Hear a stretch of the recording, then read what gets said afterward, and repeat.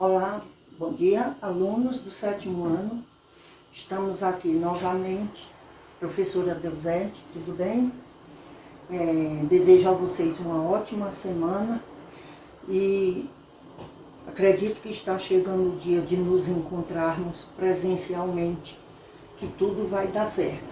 Hoje a gente dá início ao 4º capítulo do livro, que fala sobre as condições de saúde da humanidade. Aqui nós vamos ver todos os indicadores socioeconômicos, todos os ambientes ideais para as pessoas, todos os tipos, como está nosso corpo, o que é necessário para que tudo transcorra bem. Vamos lá. A taxa de mortalidade infantil corresponde ao número de crianças que morrem antes de completar 1 ano de idade. Em cada 1000 crianças, uma pode estar morrendo em um dado período. Isso é um indicador de mortalidade infantil. Ele é um indicador importante para verificar a saúde da população de uma região. Falta de saneamento básico é outro indicador, e falta de assistência médica à criança, à gestante, a desnutrição, são fatores que elevam a taxa de mortalidade infantil. Em razão disso, quanto mais desenvolvida uma região, menor será a taxa de mortalidade infantil. O que é isso? A gente crê que em países desenvolvidos a taxa de mortalidade é muito menor pelo fato de ter uma ótima educação e uma ótima saúde. Países subdesenvolvidos, países muito pobres, a taxa de mortalidade é muito alta. Por quê? Porque não tem alimentação, não tem nutrição, não tem educação. Então, isso faz com que aumente o número de crianças mortas antes de completar 1 ano de idade. No Brasil, segundo o Ministério da Saúde, em 2015 foi de 13,3 mortes para cada 1000 nascidos, ou seja, a taxa de mortalidade já é dada de 1 para cada 1000. No Brasil, em 2015, foram 13,3 mortos para cada 1000 nascidos. Taxa altíssima, mantendo uma tendência de queda de 26 anos. Há 26 anos eles vinham caindo. Em 2015 aumentou sensivelmente. Essa taxa, no entanto, varia de região para região, de acordo com os recursos e os investimentos de cada estado. O nosso país é muito grande, dividido em muitas regiões, e existem muitas diferenças de região a região. Por exemplo, na região norte, a taxa de mortalidade infantil é muito maior do que na região sul, região sudeste. A queda de mortalidade infantil deve-se, entre outros fatores, ao maior número de habitações com saneamento básico. Se tem saneamento, a diminuição de crianças mortas é muito maior. Se não tem saneamento, o que é o saneamento básico? É um esgoto, as ruas são pavimentadas, existem esgoto geral. No lugar onde o esgoto é a céu aberto, não tem proteção nenhuma, a taxa de mortalidade é bem maior, porque ali está o celeiro de muitas doenças. O acesso aos serviços de saúde, incluindo melhorias no acompanhamento de saúde de mulheres grávidas e crianças, se tem saúde pública, se tem acompanhamento de gestantes, se tem acompanhamento pós-parto, ou seja, depois do que o parto acontece, médicos pediatras, a mortalidade vai cair. Ou seja, esse número vai diminuir sensivelmente. Aqui no mapa do mundo, vocês percebam, quanto mais vivo o cor-de-rosa, maior o índice de mortalidade infantil. A gente vê, isso aqui é a África, é o continente africano. E olhe o índice de mortalidade infantil em relação ao resto do mundo. O nosso país não está no vermelho, mas ainda está bem, o número ainda está muito grande em comparação aos países desenvolvidos. Nas nações mais desenvolvidas, mais desenvolvidas, a taxa de mortalidade é bem menor. Em torno de 3 mortes a cada 1.000 nascidos. Vocês viram anteriormente que era 13,3 mortes por 1.000 nascidos. Nos países desenvolvidos, são 3 mortos para cada 1.000 nascidos. É uma diferença muito grande. Em 2016, porém, vimos no slide anterior, 2015. 2016, dados do Ministério da Saúde apontaram um aumento dessa taxa para 14 mortes. Ou seja, aumentou de 13,3 para 14 mortes em cada 1.000 nascidos no Brasil. Nos países desenvolvidos, são 3 mortes para cada 1.000 nascidos. Esse aumento foi atribuído pelo Ministério da Saúde a fatores como o surgimento do Zika vírus. A partir do final de 2015, a piora nas condições sociais e econômicas por parte da população e a redução da adesão às campanhas de vacinação. Não teve adesão às campanhas, não tiveram condições socioeconômicas, surgiu um vírus potente na época e isso fez com que aumentasse essa taxa de mortalidade infantil de acordo com o Ministério da Saúde. Expectativa de vida. Tem melhorado a expectativa de vida, é o aumento da idade de morte. A população está envelhecendo cada vez mais. O número estimado de anos de vida para uma pessoa deve ser desde o seu nascimento e é conhecido como expectativa média de vida ao nascer ou simplesmente expectativa de vida. Esse indicador vem aumentando no mundo ao longo do tempo. A melhoria de condições para as pessoas idosas vem aumentando sensivelmente, principalmente no Brasil. Isso se deve à melhoria de condições de saúde, saneamento básico, campanhas de vacinação, principalmente contra a gripe, campanha de vacinação no idoso contra a gripe. Maior atendimento médico tem melhorado bastante, além de novos medicamentos e tratamentos desenvolvidos para a ciência da saúde. Fora isso, o respeito com o idoso tem aumentado a cada dia. O idoso tem a cada hora, ele tem sido valorizado em todos os critérios. Ele tem sido visto, ele tem sido enxergado. Antes, a população idosa era uma população cega para as outras pessoas. Não eram como pessoas que não existissem. Hoje eles são extremamente valorizados. As atividades físicas têm tido notoriedade para os idosos. Dança, atividades de terceira idade, tudo de muito importante para eles, eles estão se tornando pessoas visíveis à população. Em 2017, nós vamos andando. A expectativa de vida ao nascer era de 76 anos. A média de idade para as pessoas era de 76 anos. Essa é uma estatística em 2017. Lembre-se, no entanto, de que esse indicador é uma média, que varia em função das condições de saúde e de diferentes regiões no mesmo país. Percebam aqui que hoje os idosos têm tido muito mais atividade, o dia deles está sendo muito mais ocupado com uma série de atividades e até entretenimento, que é a diversão. A escolaridade. O nível de escolaridade de uma população refere-se ao tempo de estudo das pessoas. Percentagem de crianças que frequentam a escola e o índice de analfabetismo são muito importantes para indicar os padrões de vida de uma população.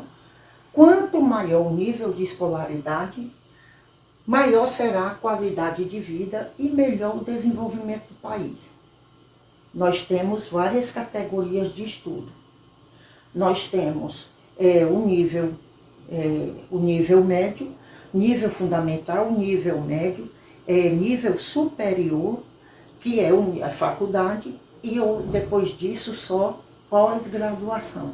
Quanto maior a qualificação da pessoa, melhores são as condições oferecidas, as condições de trabalho oferecidas. Com uma boa educação e boa saúde, ampliam-se possibilidades de trabalho e melhora de condições de vida. Quanto melhor o currículo da pessoa, melhora a possibilidade de que aquela vaga seja dela. Numa seleção, o currículo é o mais importante.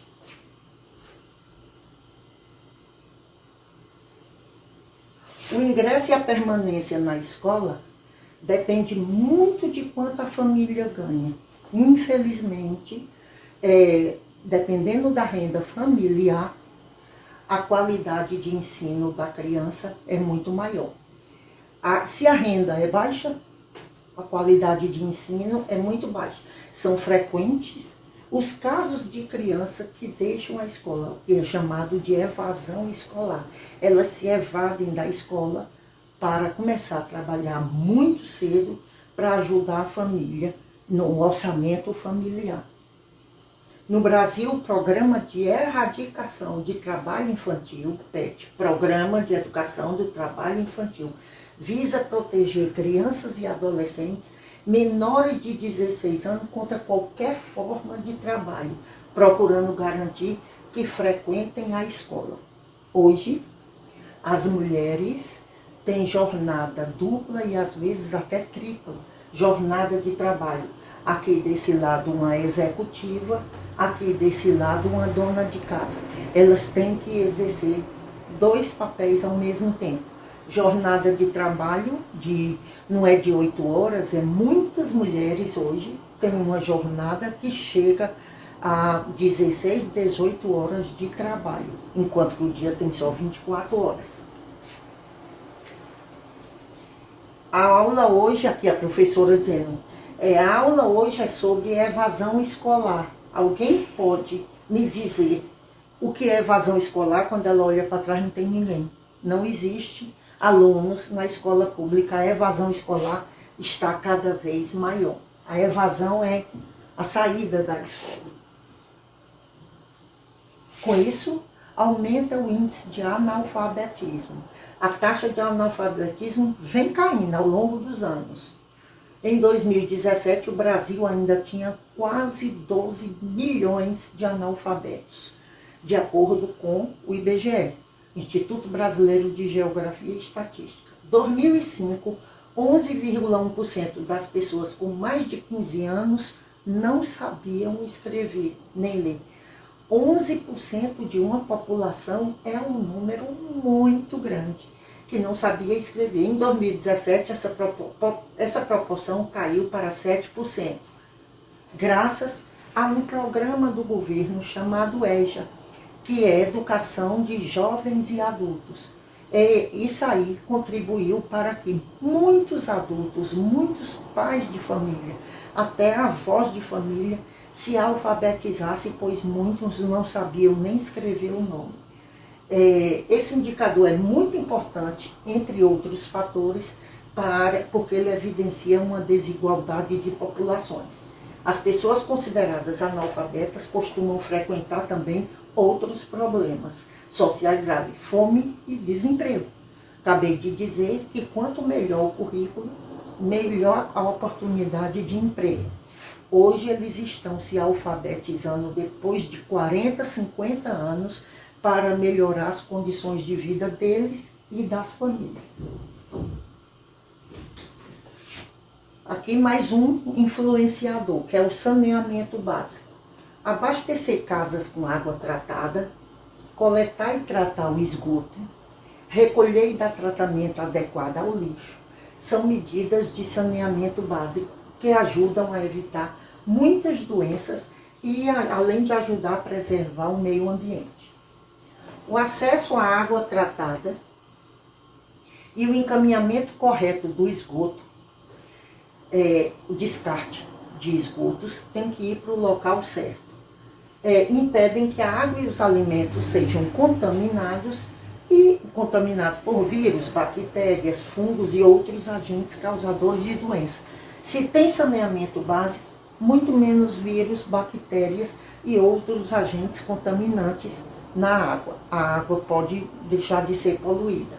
Assim, o saneamento básico reduz a ocorrência de doenças e a mortalidade por diarreia e infecções intestinais causadas por parasitoses, parasitas que convivem em água doce. Aqui criança dormindo no lixão, aqui descarte irregular de esgotos e aqui uma cidade com saneamento básico impecável, o descarte no lugar certo. Segundo a OMS, a Organização Mundial de Saúde, em 2005, cerca de 1/4 da população mundial carecia de encaminhamento correto do esgoto. No Brasil, em 2016, 45% da população, ou seja, 93,6 milhões de pessoas, não tinham acesso ao serviço adequado de esgoto. 93,6 milhões de pessoas moravam e viviam em locais com condições muito abaixo da qualidade de vida. Não existia coleta de tratamento nem fossa séptica, aquela fossa que toda casa tem que ter. Isso aumenta as chances de rios, lagos e outros reservatórios ficarem poluídos, porque se o esgoto corre a céu aberto, ele vai ser descartado em qualquer lugar, inclusive em manancial de água doce, água própria para consumo. Eles podem, inclusive, adentrar no solo e atingir o lençol freático, que é um olho de água doce, água própria para consumo, que corre por baixo da terra. Em relação ao abastecimento de água, em 2016, 87,3% dos domicílios brasileiros eram atendidos por esse serviço. Porém, em uma parte das moradias, o abastecimento não era diário. Muitas vezes, muitas comunidades ficam dias e dias sem água nas torneiras. Eles vão para onde? Para águas de alguns reservatórios que não tem nenhum cuidado, não tem nenhum tratamento. Ainda em 2016, 86,6% dos domicílios tinham coleta diária de lixo por serviço de limpeza. Também, muitas comunidades não têm acesso à coleta de lixo. Não existe esse acesso. Discriminação. Quando vê essa palavra, a gente associa normalmente a discriminação racial ou preconceito racial. Porém, discriminação não é só a raça ou etnia. Discriminação, ela é definição para vários fatores, vários grupos. Etnia é um grupo de indivíduos que compartilham uma cultura, seja ela linguagem, tradições e etc. O Brasil é uma grande mistura de grupos étnicos. Entre eles, nós temos o Brasil é o país mais miscigenado. Nós temos os negros, os índios, os árabes, loiros, morenos, pardos, cabelo liso, cabelo crespo. Tem vários tipos de grupos. Só entre os indígenas, só mesmo na população indígena, estima-se mais de 200 etnias. Muitas pessoas de diferentes grupos e etnias sofrem preconceito e discriminação. Muita gente. São tratadas de forma diferente, de modo negativo, o que prejudica a vida delas e o bem-estar de toda a comunidade. A diferença nos enriquece, o respeito nos une. Unidos seremos mais fortes. Mãos dadas contra o preconceito e contra a discriminação, mãos dadas contra o preconceito e contra a discriminação.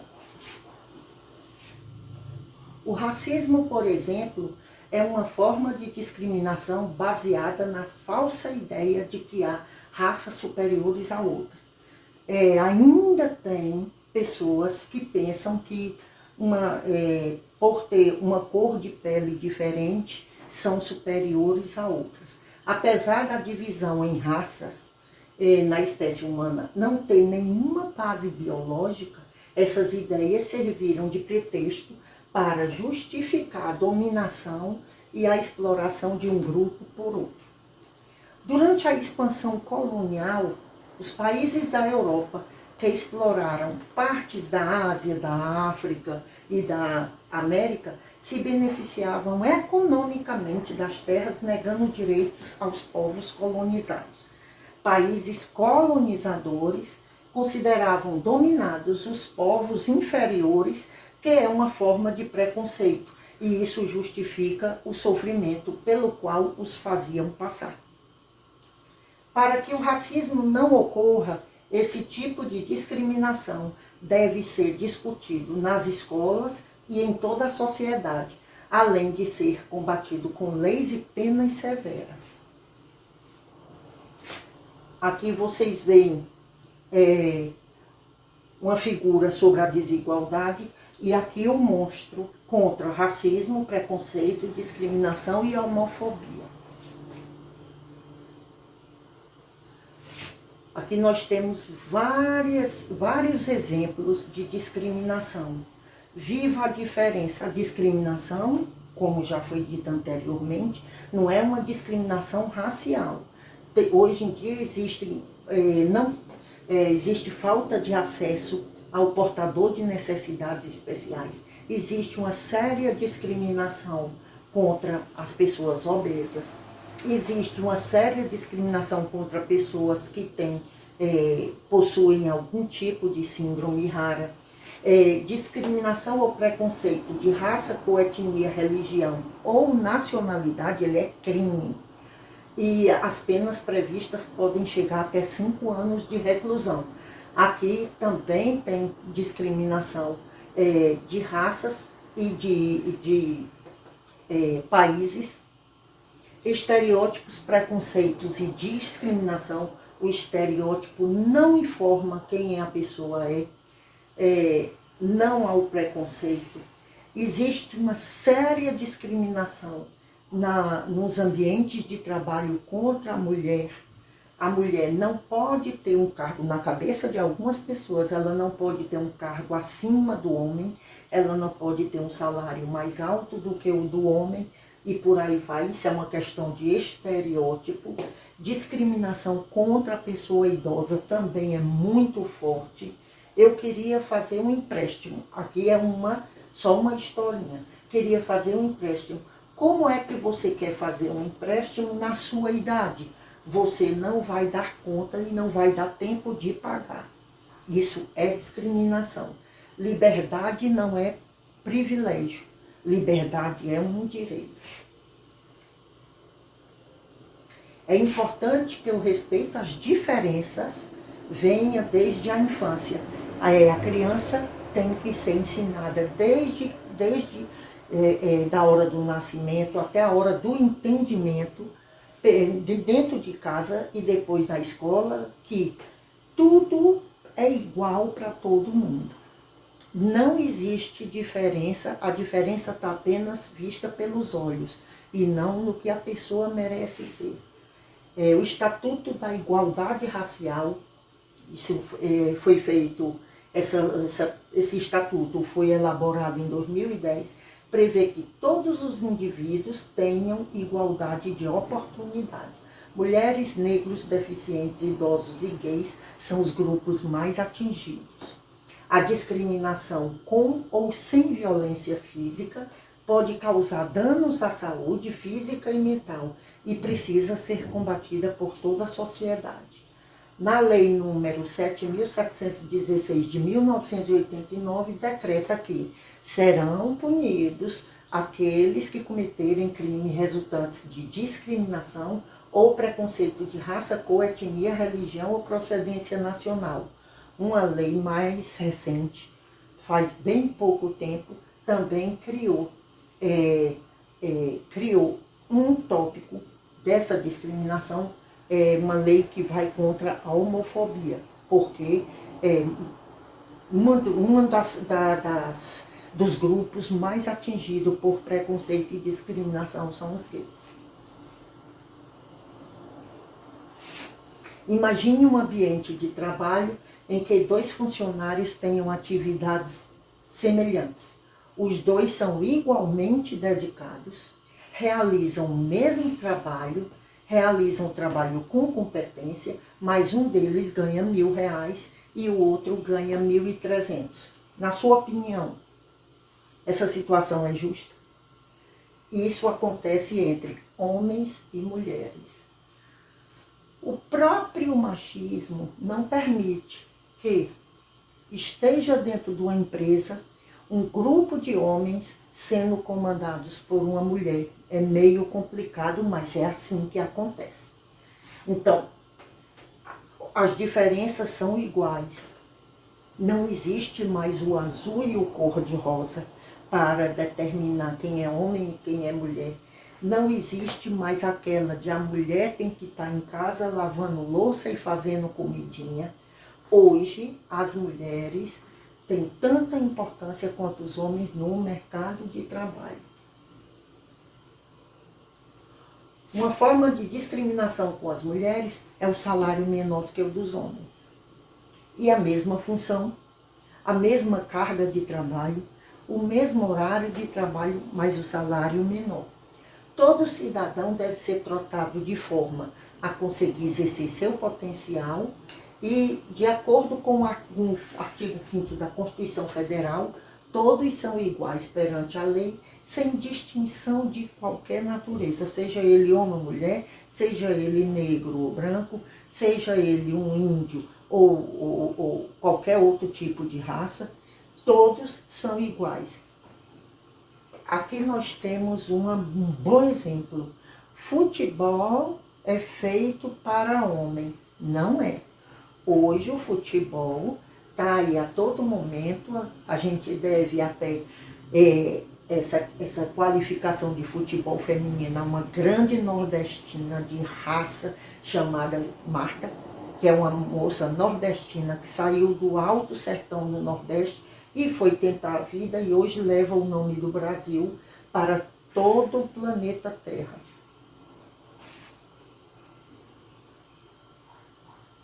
Aí a gente muda dessa parte de preconceito para a parte corporal, alimentação saudável. Aqui a gente vai tentar ver tudo que é de mais importante para vocês. Alimentação saudável. O acesso a uma alimentação saudável é um fator fundamental para a manutenção da saúde. Afinal, é na alimentação onde existem os melhores remédios, os melhores medicamentos. Por quê? Porque uma alimentação saudável é uma prevenção, ou seja, nos previne de que uma doença apareça, ocorra. Então, ele é um remédio preventivo para o aparecimento de qualquer tipo de doença. Para entender o que é uma alimentação saudável, primeiro vamos ver quais são os nutrientes encontrados nos alimentos. Todos os alimentos eles são ricos em elementos químicos que promovem a reação química no nosso corpo e também nutrientes. O que ele tem de nutritivo, aquele alimento? Qual é a vitamina que está rica, que ela aparece muito forte em cada alimento? A gente vai ver agora. Os nutrientes. No geral, o alimento é do alimento que o organismo retira nutrientes para seu desenvolvimento e crescimento. Já foi dito anteriormente que é o melhor medicamento, o melhor remédio natural que tem é um alimento rico em nutrientes, um alimento extremamente nutritivo. Os alimentos fornecem energia que ela é muito necessária ao crescimento, à renovação das células do corpo, às contrações musculares, manutenção de temperatura, energia dos alimentos que pode ser medida em calorias. Quantas calorias tem o alimento tal? Quantas quilocalorias tem o alimento tal? Isso aqui tudo é importante, principalmente para vocês que estão em época de crescimento, em época de desenvolvimento. Mais importante ainda, essa parte aqui, que são as contrações musculares, pois vocês estão em mudança o tempo todo, uma mudança corporal o tempo inteiro, tem que tomar muito cuidado com isso. E um dos alimentos principais para evitar contrações musculares é a alimentação à base de banana, que ela evita essas contrações musculares. A energia gerada pelo alimento é medida pela quilocaloria. Uma quilocaloria equivale a 1000 calorias. Uma maçã, por exemplo, ela tem 70 calorias. Um quilocaloria, 1000 calorias. A maçã tem 70, ou seja, menos de 10% de 1 quilocaloria. Uma bola de sorvete já tem 230 quilocalorias, certo?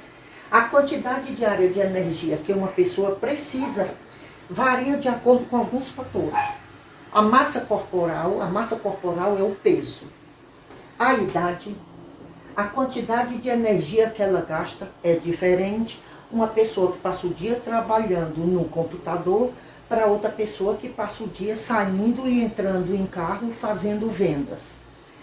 Praticante de esporte e gestante, por exemplo, necessitam de muito mais energia do que qualquer outra pessoa. Esse aqui é o sinal de energia. Aqui é o tipo de alimentação e que tipo de atividade está fazendo. Isso aqui é um logotipo que uma coisa tem a ver com a outra. Comida, energia e água, muita água. E aqui tudo que precisa para abastecer o nosso cérebro. Todo tipo de alimento que a gente precisa. O cérebro é a máquina do nosso corpo. E é ele que precisa ser alimentado para que alimente todo o resto do organismo. Carboidratos é o principal nutriente. Por quê? É o carboidrato que fornece energia. Eu só consigo andar, eu só consigo correr, eu só consigo me movimentar se eu tiver com os carboidratos em dia. Porém, ele é extremamente engordativo. Hoje em dia, as pessoas desinformadas fazem dieta low carb. O que é low carb? Low é uma palavra em inglês que quer dizer baixa. Ou então, a dieta é com baixa de carboidratos, porque ele se transforma em açúcar. Carboidrato é açúcar. E eles que vão te dar problemas de gordura abdominal, problemas de parte gordurosa, excesso de gordura na região abdominal. Mas ele é o principal nutriente, fornece energia e também conhecido como glicídios ou açúcares. Eles são predominantes em mandioquinha, arroz integral, mandioca, que aqui está como mandioca porque é do livro de vocês, mas é macaxeira, batata, feijão, lentilha, grão de bico, batata doce, extremamente rico em carboidrato, milho verde, aveia e quinoa, que é uma farinha indiana que a gente usa nos alimentos para melhorar a flora intestinal. Lipídios. São 3 categorias essenciais para o nosso corpo: carboidrato, lipídio e proteína. Já vimos carboidrato, vamos ver lipídios. São as gorduras e óleos. Eles formam várias partes de célula, mas eles têm muita importância. Nós temos que ter gordura no corpo, porque são eles que garantem uma reserva de energia. Eles mantêm uma parte energia térmica, eles nos mantêm no nível de temperatura. Tanto é que os gordos têm mais dificuldade de sentir frio do que os magros. Também nos dá proteção contra choques mecânicos, contra impacto. Numa pancada, um magro vai sentir muito mais fácil do que um gordinho. São encontrados em vegetais ricos em óleo, leite, manteigas e queijos e derivados, gema de ovo, carnes, azeite e produtos feitos com leite e ovos. Aqui é uma bomba calórica. É um sanduíche extremamente rico em lipídios. É considerado uma bomba calórica para poder promover a gordura abdominal.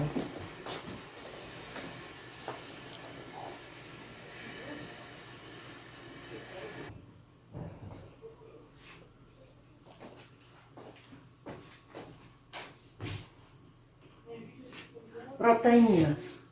As proteínas são as principais substâncias de construção do corpo.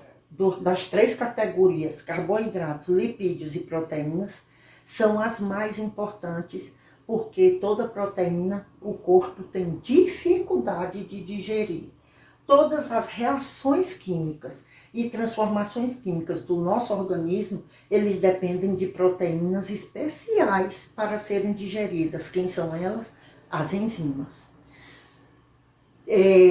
Não parece, vocês podem não saber, mas a digestão não começa no estômago, a digestão começa na boca, pela mastigação e pelas enzimas que estão presentes na nossa saliva.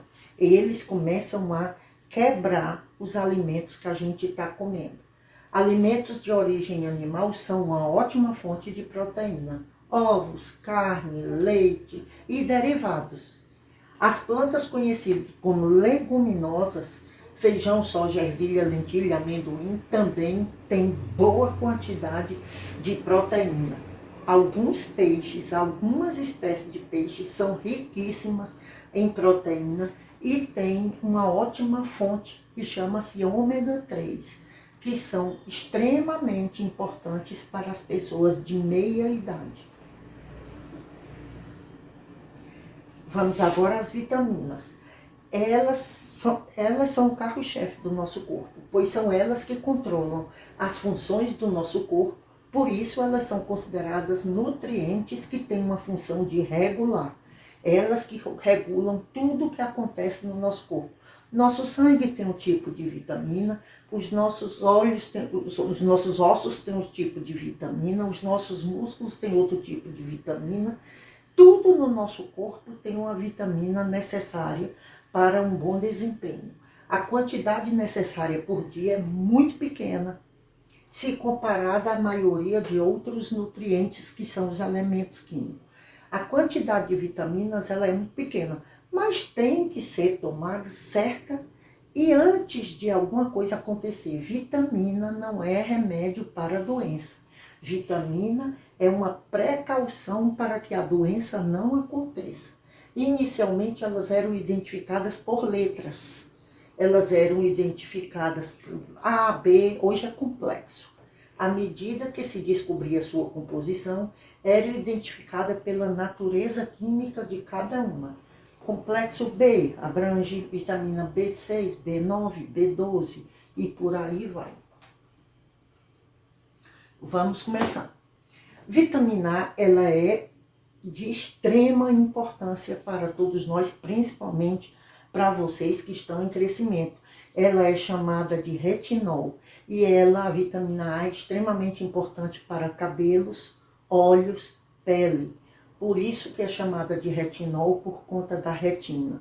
Pessoas com dosagem de vitamina A pequena no corpo podem ter sérios problemas de visão. Ela mantém a pele e a visão saudáveis. Os cabelos também dependem de vitamina A. Falta dela também pode causar cegueira noturna, que é um problema que caracteriza pela dificuldade de enxergar em ambientes pouco iluminados. Por exemplo, ambientes em que tenha pouca luz, a pessoa que tem cegueira noturna não enxerga nada. Pode causar também lesões nos olhos e essas lesões podem provocar cegueira permanente. Ela está presente em alguns tipos de alimentos. As quantidades, tem uma característica a vitamina A. Se a gente tem quantidade insuficiente de vitamina A, nós temos que se enriquecer de beta-caroteno, pois ele, dentro do nosso organismo, vai se transformar em vitamina A. Quantidades insuficientes dessa vitamina podem provocar problema em peles e unhas. É encontrada na gema do ovo, em lacticínio, que são os leites, margarina, no fígado e nos rins dos bois e dos porcos. O organismo pode fabricar vitamina A através da ingestão de beta-caroteno. Beta-caroteno está presente em todos os alimentos amarelos. Teve essa cor amarela, você pode ter certeza que ele é riquíssimo em beta-caroteno.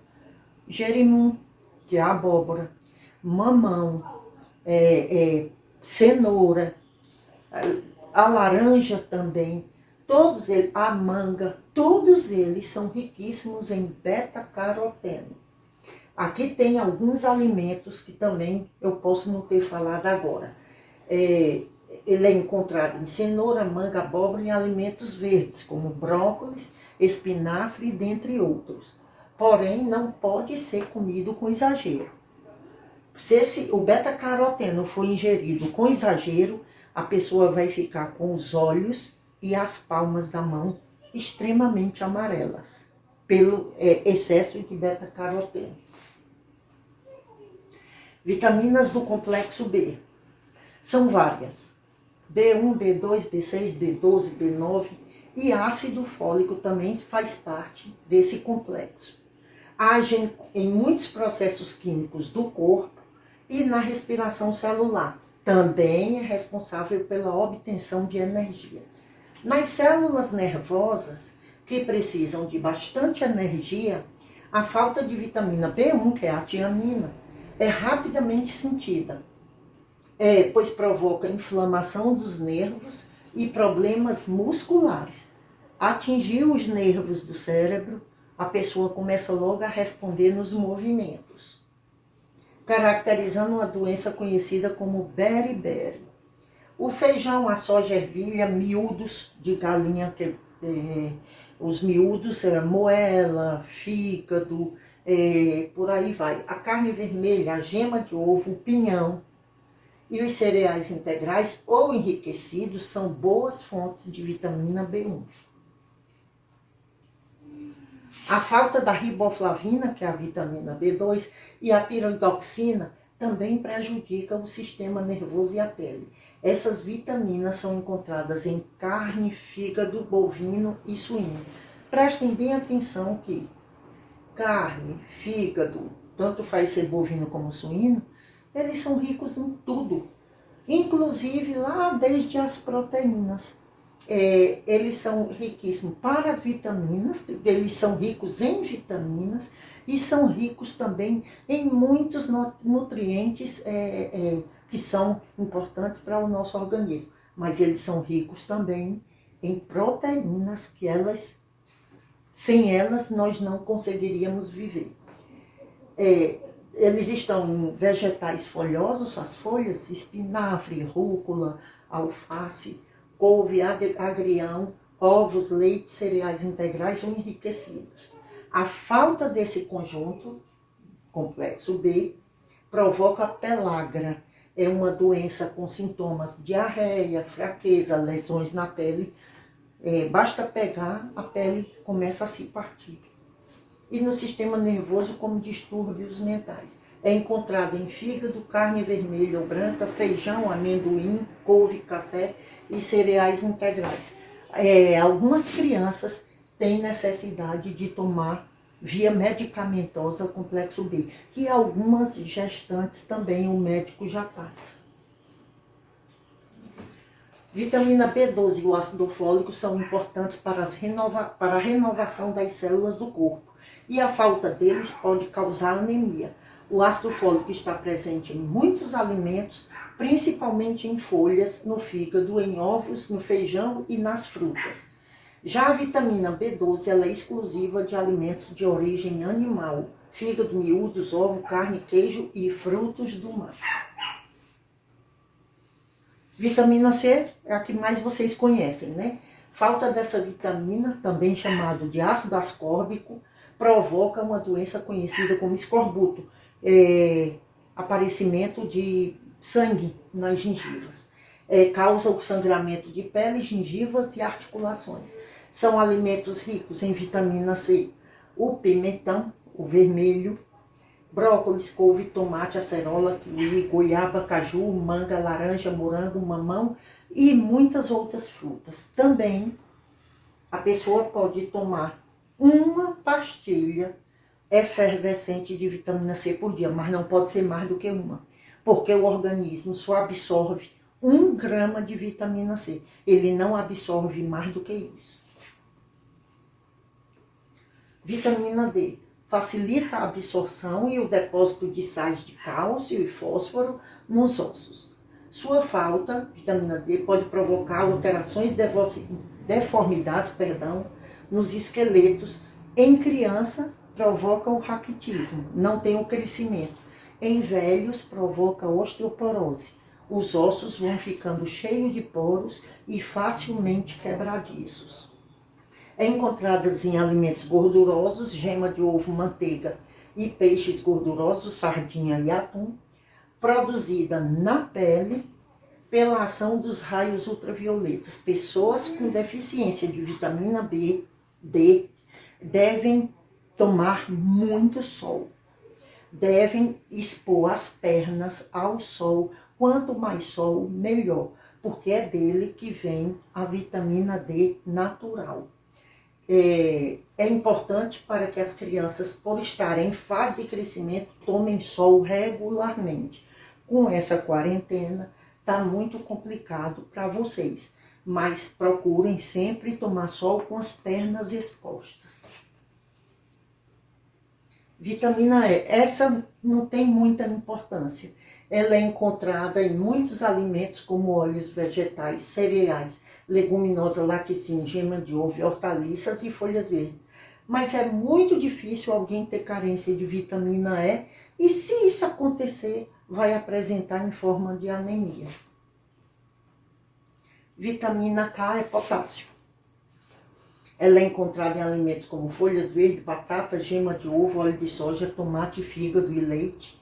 Pode ser também fabricada por bactérias que vivem no nosso intestino grosso.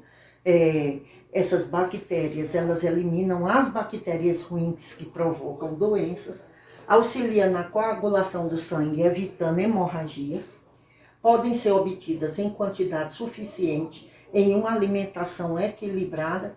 Para certas pessoas, porém, o médico pode indicar doses adicionais de vitamina K.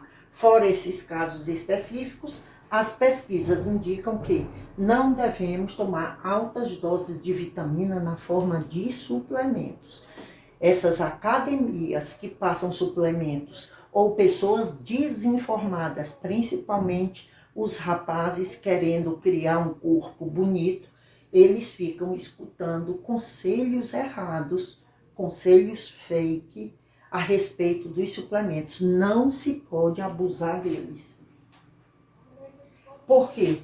Os exageros com os polivitamínicos, que são suplementos vitamínicos, à base de comprimidos, isso é pura mentira.